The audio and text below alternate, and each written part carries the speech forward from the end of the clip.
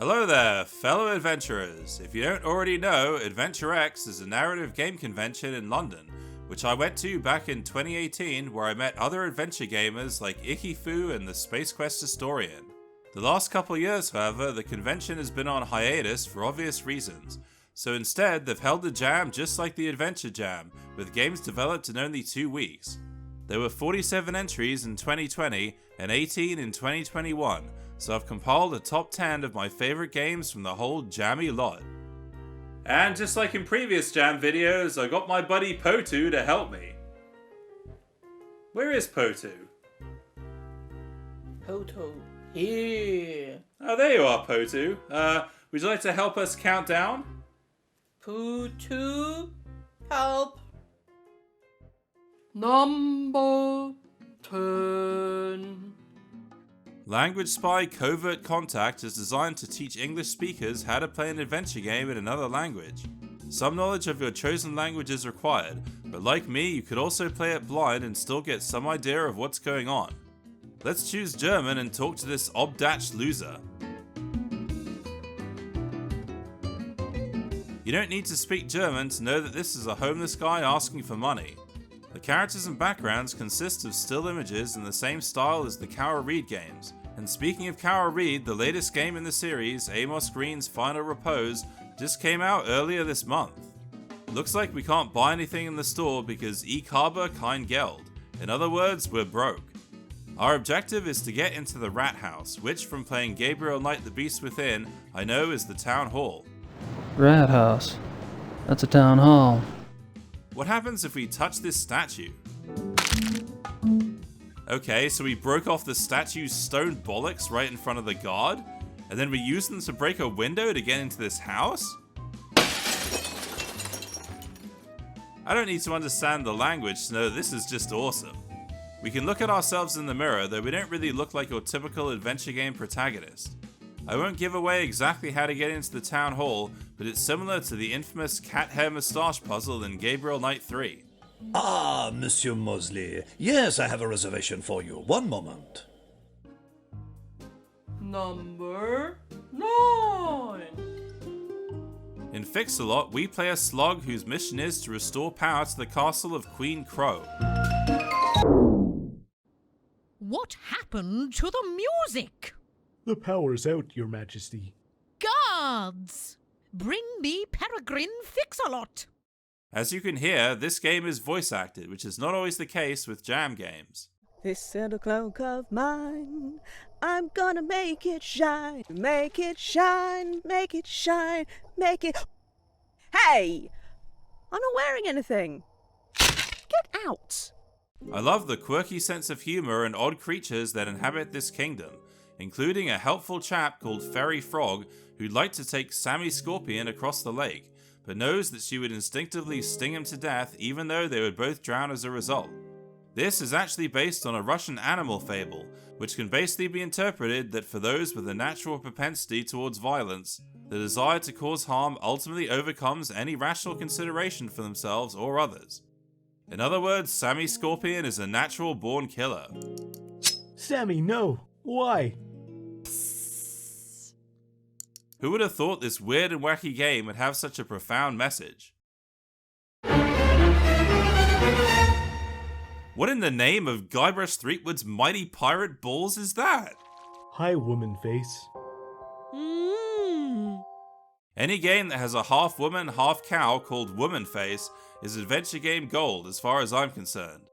The puzzles aren't quite as straightforward as I expected, but being a handyman slug isn't always easy.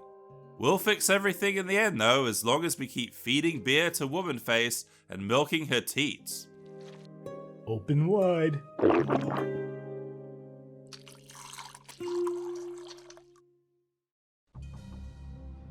Number 8.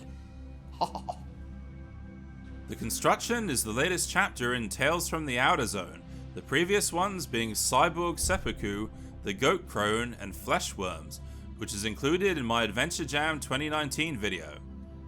All these games are interconnected and build an alternate universe where machines are powered by Zignoka, a precious commodity which is mined by harvesters. One of the harvesters is out of action though, and we have to find the right Zignoka crystals that fit the machine. There's a lot going on in just the first screen that makes the world come alive. To get one of the crystals, we need a Zig tuner, an X70 data cable, and a mod selector, all common electrical parts that we can find at the nearest Radio Shack. Another crystal requires a password, which leads us to learn more about the backstory of this place called the Structure and our personal story as the Constructor. There's a war going on for control of the Zignoka between the inhabitants of the Structure and the Outer Zoners, who live in the dunes of the Outer Zone. This is a great example of how much adventuring can be packed into just a handful of screens, and I look forward to what developer Malte Burup comes up with next. Number 7. It's another peaceful day on planet Kabula 2 until a missile shows up out of nowhere to break the peace. It also happens to be the annual Peace Day celebration to which our character isn't invited, being a scientist who apparently will only ruin everyone's good time. Oh well, we may not be invited to the party, but turns out we're the only one who can save these carefree revelers from impending doom, as we have a crystal that's able to stop time. The game revolves around performing certain actions while time is stopped, then starting time again for a brief moment to see how our actions have changed the situation. For example, we can take a drink out of someone's hand and put it somewhere else, all while the missile is getting closer and closer. This is a clever mechanic that takes a moment in time and literally makes every second count. I won't give away the ending, but like it says, there is some extraterrestrial nudity involved. Oh, and there's also a slider puzzle, which of course all adventure gamers love. Have fun with this sliding tile puzzle. Oh great, a sliding tile puzzle, my favorite. Number 6. Welcome to the Funky Fair is developed by the Argonauts, the team behind Me and the Robot for Adventure Jam 2020, and Imagine for Adventure Jam 2021. Yes? Excuse me? Yes, Potu? What happened to the video of the 2021 adventure thing? Oh, the 2021 Adventure Jam? Yes. What happened to my video? Yes. Well, I don't know. You tell me. Maybe you ate it. Ah! So what's so funky about this fair then? Well, if you take the Little Worlds ride, you get transported to a Twilight version of the fair, where everyone's disappeared. The fortune teller machine gives us clues on what to do to return to the real world, and each time we solve a puzzle, we get another coin to put in the machine, which gives us another clue, which leads to another coin, and so on, and so on. And so on, and so on, and so on. We're stuck here with our younger brother, who's called different things like Little Monster, Moron, and Pain in the Arse. One of the puzzle solutions I found so inventive that I can't help sharing it, so watch out, spoilers ahead. The Strongman game is half missing, but if we tape the two pieces of the fortune card together, it becomes whole. Of course, like in every good adventure game, we're able to fit anything in our pocket, including ladders, which is totally normal and not weird at all.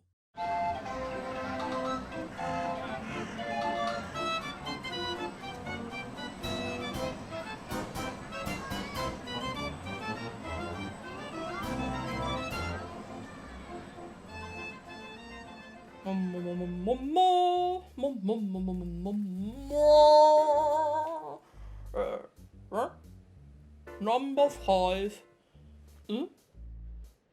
Locomotive is another game where we can live out every adventure gamer's fantasy of stuffing as many items as possible into our pants. We play a lawyer who's been invited on a train journey to take care of some last-minute changes to a rich old lady's will, so it's time to put on our snazzy suit and do some intense lawyering. This game is extremely well presented for a game developed in only 2 weeks, and feels like a classic LucasArts game. The first person we talk to is Detective Herman Merman, who is proud to say that he's the biggest dick in continental Europe. And by dick, of course, he means detective. The theme for this jam, by the way, is a good time, so that's why we tell the lady in the next carriage that we're looking for a good time.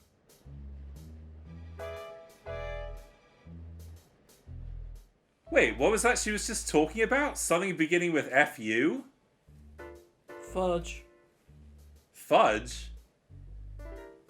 Fudge. Fudge, right, of course. She was talking about fudge and how much she likes fudge. The game is designed so that you get to know the characters on the train before you meet the lady, after which things take a dramatic and deadly turn. This is just as much a comedy though as a murder mystery.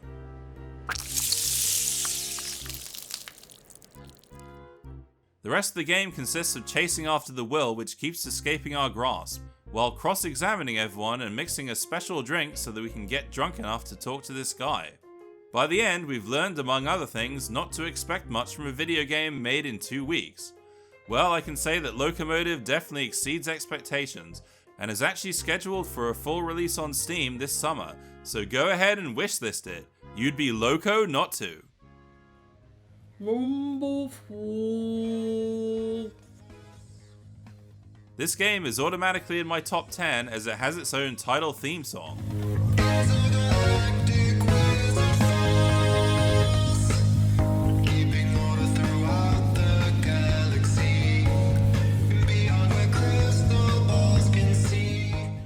Yup, this is Intergalactic Wizard Force, developed by Powerhoof, a powerhouse who've been putting out top quality Adventure Jam games since 2017. The team consists of dynamic duo Dave Lloyd and Barney Cumming. Dave and Barney even star as themselves in Amy Tant's jam entry Whofield, which is a homage to both Powerhoof and Seinfeld. I admit not all Powerhoof games feature high on my list, but this is definitely my personal favourite. Words can't quite set the scene here as well as just watching it. Another mission in space? What zany adventures will we get up to this time, Maldrick? I don't know, Prince Xandar. As long as I don't get my genitals stuck in an asteroid this time, I don't care. As you can see, this game doesn't take itself too seriously. In other words, it's absolutely ridiculous. We can switch back and forth between Prince Xandar, hero of the cosmos, and Maldrick, his wizard sidekick. Both characters have their own unique spells we can use, such as telekinesis. Ooh. Telekinesis! Sweet is. Thanks, cuz. And mesmer. Mesmer! Alright, buddy. Don't try anything. I'm your friend, Maldrick. You only have to ask. Looks like we're on the planet Labyrinthia, judging by the so-called Eternal Labyrinth of the Damned in the background. We can't enter the labyrinth though, as much as we might like mazes, which is just as much as slider puzzles, I'm sure. I could try and explain what happens, how you meet a lady made of doors, and a beast Glarbeckian poodle, and get totally lost trying to follow directions. Hey, you know anywhere a wizard could get some skirt around here? Sure, just go down there. Straight, keep left, third right, down the trapdoor, up the stairs, first right, straight a while, pull the lever, then second right, second left, then fourth left, first left, up the stairs, third right. Let's just say this game made me strangely hungry for space chicken. Ooh, that's some good chicken. Whoa. Number 3. The Will of Arthur Flamington is the perfect example of a great jam game. We're attending a seance to try and get in touch with our recently deceased uncle, who mentioned something in his will about a hidden treasure. First though, we need to find 4 items corresponding to the 4 elements, that we should all be familiar with by now. Earth, air, fire, and iron brew. For a game that consists of just 3 screens, 2 if you consider the fact that it actually scrolls between them, I found this to be quite challenging, in particular how to get the iron brew. I mean water. The toilet is hiding a secret. Ooh, someone left a souvenir in here. I better flush it. Why doesn't this work? Let's take a moment here to admire the superb animation of the poop floating in the toilet. You can almost smell the wavy green stink line emanating from it. It looks so appealing that a fly buzzes in from outside to check it out. Eat poop. Millions of flies can't be wrong. And in case you were wondering, no, I am not eating poop for this video as much as I love adventure games. We're not done yet though, as we can pick up the poop from the toilet bowl and toss it into the tank. Just look at the way the poop sways in the gentle breeze from the window. Pixel art at its finest.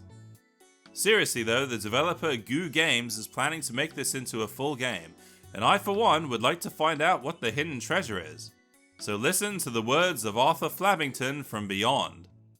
Don't forget to follow and support Goo Games. Don't forget to like and subscribe to the channel. It's a game developer, not a YouTuber, you dimwit. 2. In Planet of the Sleepy Dogs, we visit a planet of sleepy dogs, and they're sleeping. The end. Alright, so there's a bit more to it than that.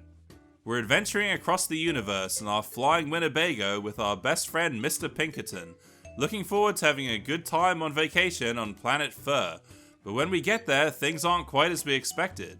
The fun fair is closed and the dogs, who've created their own civilization, are indeed sleeping, except for one old and wise dog who looks like he's practicing Tai Chi. He tells us about the wakey wakey ritual that we have to perform to wake the sleepy dogs up, who are ruled over by a giant fluffy lizard who's also sleeping. Oh, and it looks like we're wearing pajamas. There's really a lot of sleeping going on in this game, isn't there? Right, Potu? Potu?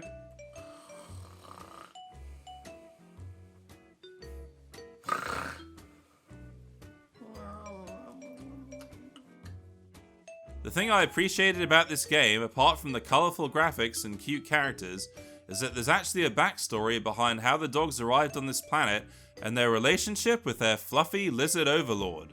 There's also various clues on how to solve the puzzles, and some are more subtle than others, like how to get the message out of this bottle. Mr. Pinkerton says this bottle rocks, which is a hint to break it open on this rock. The overall message is that dogs are the purest beings in the universe, and also the sleepiest beings in the universe. And now, before we get to number 1, here are a couple honorable mentions. Swarm of the Plague Babies is created by the same folks as the musical adventure I, Fair Lady, which was ranked highly in Adventure Jam 2018. Although I didn't like the game itself as much, it does have a wriggly squiggly song about a worm. I'm a worm and I'm digging up your garden. Wriggly, wiggly, jiggly, squiggly, wriggly, wiggly dee. I'm a worm and I'm digging up your backyard. I don't have a bank card because I'm a worm. Leave is something of a hidden gem that I found quite poignant and touching. It's not so much a game as a reflection on the nature of humanity and our relationship with the natural world. At least that's how I see it, but it's open to interpretation. It also answers the question, why did the button cross the road? Hey Potu, why did the button cross the road? 1. To attend a pressing matter.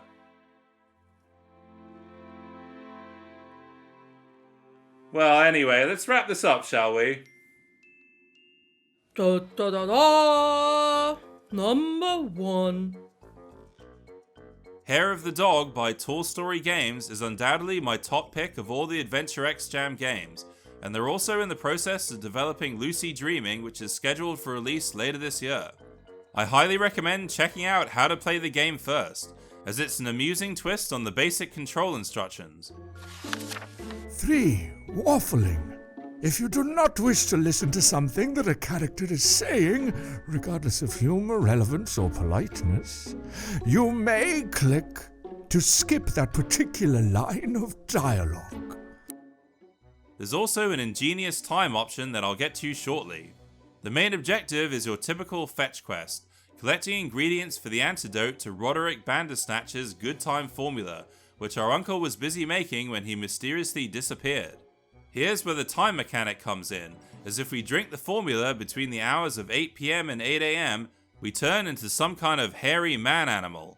During this time, we can go out into the Victorian London night and explore, making use of our unique sniff ability. I like that.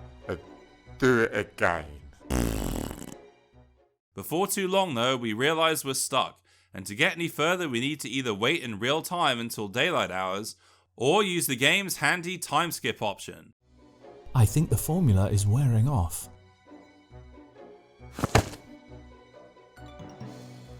I think I'm only going to stay like this for the next 12 hours. There is a third way, however, by going into your computer's clock settings and changing the time there. This game is very British in its style and presentation, including subtle references to Britpop. What are you doing? Offering food scraps to those further down the social ladder than myself. It gives me a sense of enormous well-being.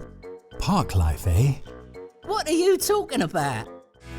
I feed the pigeons. I sometimes feed the sparrows too. It gives me a sense of enormous well-being. It's a jolly good game that's a unique twist on Jekyll and Hyde, with jolly good pixel graphics, jolly good voice acting, and jolly good puzzles. Jolly good show, eh, Potu? Fudge. Fudge.